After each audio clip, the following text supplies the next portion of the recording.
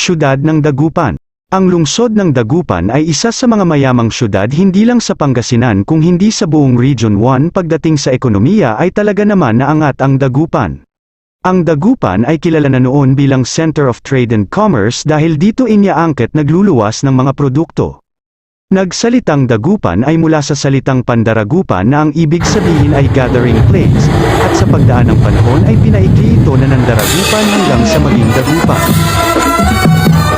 Ito ay naging ganap na siyudad noong taong 1947 sa pamumuno ni former President Manuel Rojas. Ang Dagupan City ay tinatawag din Bangus Capital of the World dahil isa sa mga ipinagmamalaki ng mga Dagupenyo ang bangus milkfish.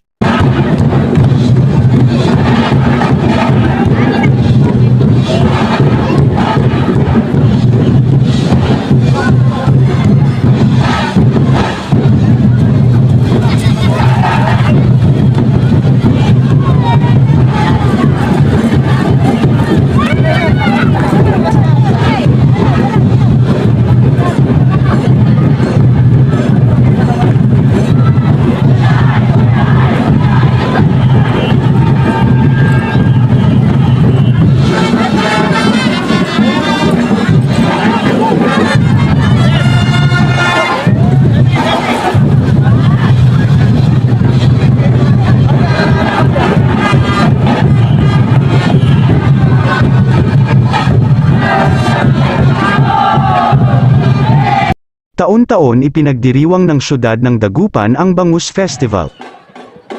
Ang Dagupan ang may hawak ng longest grillang sa buong mundo at napabilang na rin sa Guinness Book of World Record, kaya naman tunay na maganda at angat ang Dagupan City.